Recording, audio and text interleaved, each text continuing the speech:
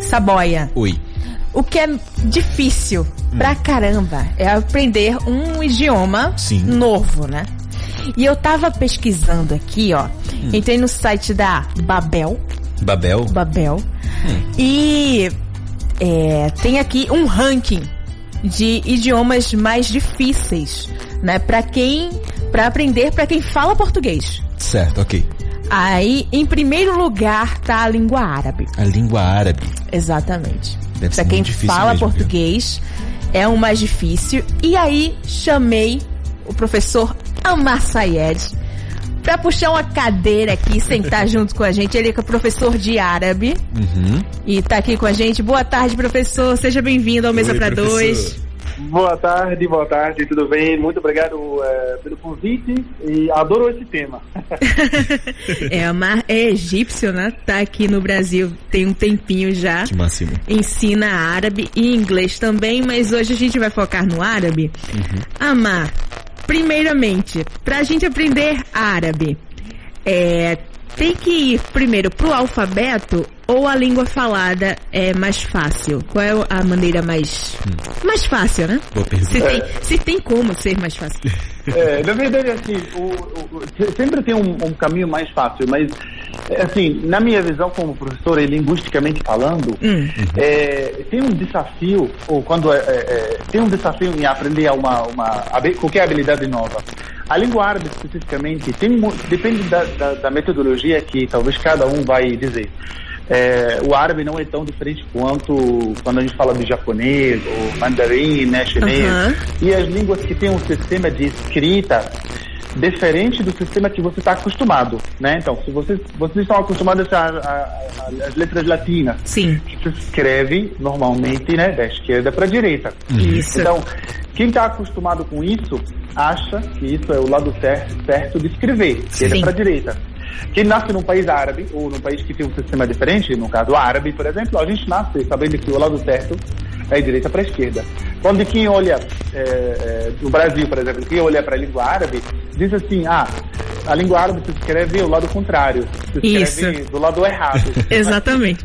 Mas assim, é uma perspectiva diferente só. Então, na minha visão como professor, realmente acho fundamental para a pessoa realmente poder avançar na aprendizagem da língua e aprender de uma forma profunda mesmo, e assim, natural, que passe pelo alfabeto, porque é o diferencial, é o bonito, né? Você aprende, imagina, você aprender japonês para poder viajar para o Japão e ler, e escrever, e se comunicar, mas você assim, passa um tempo estudando, e quando você olha para a escrita japonês, que eles têm vários sistemas, você não vai saber nada, porque você está acostumado a escrever em letras latinas mesmo, como você está acostumado. Então, isso é a mesma coisa que acontece no árabe. Por isso eu sempre bato na tecla de que tem que aprender na língua original, com as letras árabe mesmo. Tá certo. Sem como é que a gente fala? Burlar, né? Porque tem gente que... tomar atalhos. Exatamente. Tem gente que escreve lá como só o som, né? Em português. E aí pronto, aprendi árabe. Só que não, né? Não funciona assim, né? Não funciona. E professor, a gente tem que ir pro árabe padrão, né? Ou árabe coloquial? Tem essa diferença? Tem essa diferença. E se for pro árabe coloquial, qual o árabe coloquial de qual país, né? É o mais aceito, assim, para que as pessoas entendam melhor? Isso é interessante. Então, depende, na verdade, do objetivo de cada aluno. O árabe padrão, pelo nome, né, propriamente dito, ele é padronizado. 10 anos no Brasil, mas ainda estou errando muito.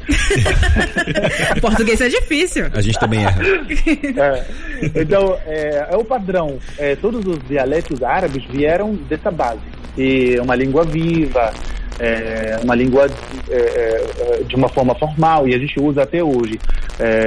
Não tem muito debate sobre isso, mas o padrão, quando quem quiser, por exemplo, se aprofundar mais na língua de uma forma geral, não sabe, na verdade, ele quer aprender árabe para viajar para qual país árabe. Não tem isso definido, então eu recomendo que a pessoa estude árabe padrão. Mas quando tem algum contato com um país árabe, por exemplo, eu tenho muitos alunos que têm contato com o Egito.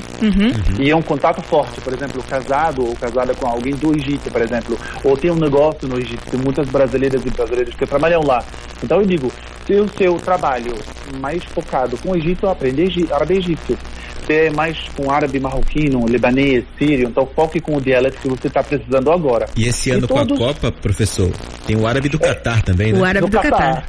Isso, exatamente. Só que aí o árabe mais entendido entre todos os árabes é o árabe egípcio. Não porque ele foi egípcio, mas realmente assim, pela questão da mídia, a mídia egípcia é uma mídia muito forte, filmes, músicas, é muito forte mesmo, então ela acaba, por exemplo, a gente até brinca entre os árabes assim, que os árabes, geralmente a maioria dos árabes conseguem nos imitar os egípcios, porque eles escutam muito árabe egípcio, mas quando a gente tenta copiar eles, imitar, brincando, qualquer outro tipo de árabe, sai um negócio estranho, a gente não consegue fazer igual a eles, mas eles conseguem copiar muito porque eles escutam muito árabe egípcio. Isso me lembra a relação de Brasil e Portugal. Brasil e Portugal. Exatamente, porque Portugal entende muito bem o Brasil sem legenda, mas o Brasil, quando entrevista um português, coloca uma legenda embaixo. Não entende nada. Professor, existe alguma similaridade, inclusive, entre o árabe e o português? Eu sei que tem uma palavra muito parecida, que é o arroz, né? Qual é? Lembra como é? Não lembro. Então, tem muitas palavras porque a língua árabe já, assim, existe muitas palavras árabes dentro da língua portuguesa. Tem arroz, que é em árabe, arroz. Isso aí mesmo, tava na minha cabeça, professor. Tá vendo? Tem também o que mais? Tem muitas palavras, todas essas palavras em português, que começam com esse au, como alface, em árabe al-khas, almofada, em árabe al-mekhadda, al-musharifat, todas as palavras que tem au vieram de árabe, da língua árabe. Álgebra, por exemplo, algarismo, todas são palavras árabes. Olha só, tá vendo? Não tá tão longe da nossa realidade quanto a gente pensa.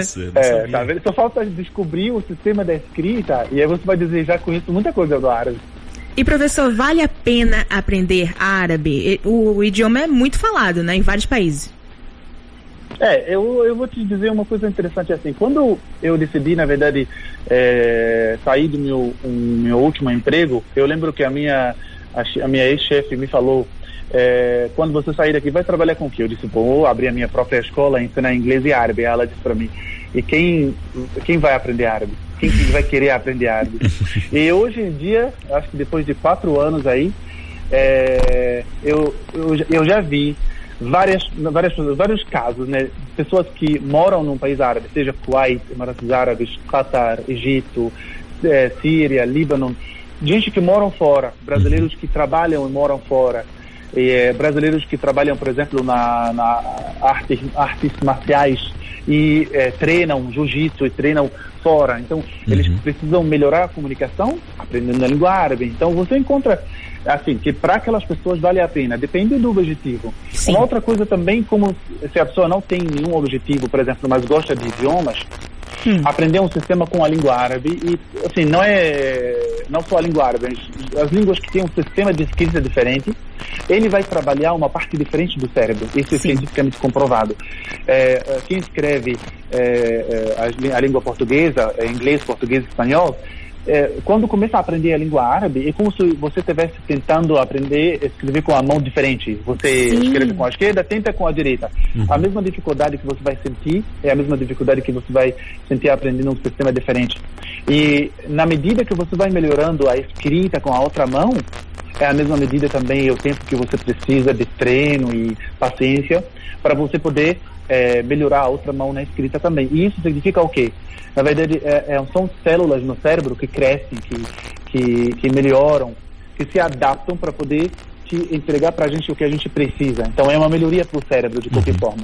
Olha, tem um ouvinte aqui do Canadá que acabou de mandar uma mensagem pra gente, o Fábio Lira, dizendo que está começando a estudar árabe pelo Duolingo e está gostando muito. Aí está fazendo um curso à distância com um professor franco-tunisiano. Olha que legal. Olha, que bom, muito bem. Agora tem que tomar cuidado que depende de como é a pergunta do que tipo de árabe aprender. O árabe dos aplicativos geralmente é o árabe padrão. Sim. E tem que tomar porque às vezes as pessoas que aprendem árabe de um outro dialeto vêm para dizer, não é essa mesma palavra que eu aprendi no Duolingo, por exemplo. Porque lá é um árabe padrão, um árabe mais clássico. Sim. Entendi. Uma coisa interessante também, Saboia, é que a tradução do Google Tradutor do árabe é horrível, né, Amar? Faz no menor sentido. Não faz sentido algum. Por que isso acontece, hein? É porque, assim, a língua árabe, como tem variações, né, tem árabe padrão e tem os dialetos, então depende da palavra, de onde é que você vai trazer a palavra. Você escutou uma palavra em algum lugar, você quer saber o que significa, coloca lá. Ela poderia ser um dialeto que o Google não conhece, tá?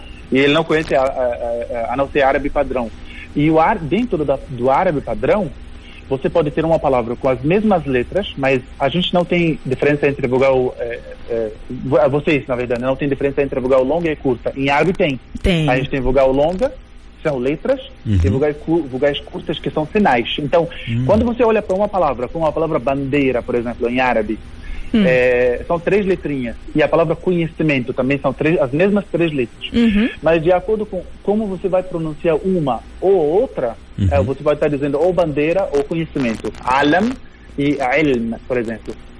O Google não vai saber essa diferença, porque ele está vendo as mesmas letras. Então, ele vai traduzir... aquela coisa louca, sem sentido algum. Verdade. O que ele vai decidir sair, vai sair.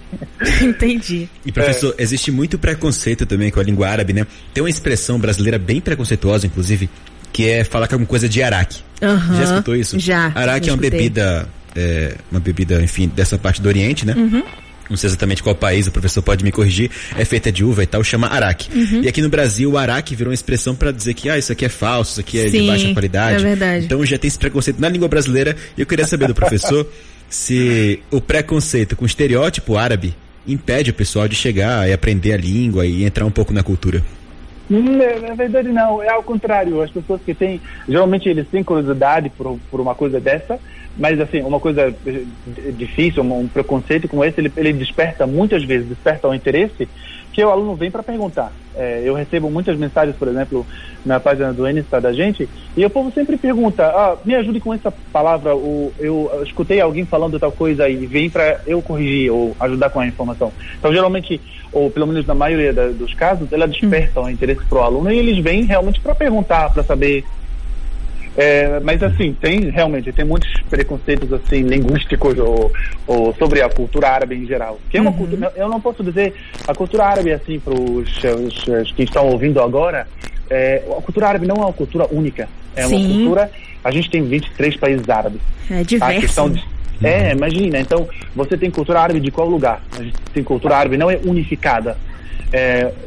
Do Egito, do Iraque, de Palestina, da Síria, do Líbano, de Arábia Saudita, Catar. O pessoal que vai para o Catar agora vão trazer, com certeza, muito conhecimento e muitos toques culturais que são especialmente culturais do Catar, não distribuídos desde a roupa, da comida, das tradições, que não são os mesmos nos outros países árabes. Claro que tem coisas compartilhadas, mas assim, muita coisa diferente. E geralmente os países que se chamam de países árabes, o que unifica a gente realmente é o uso da língua árabe, até, independentemente do dialeto.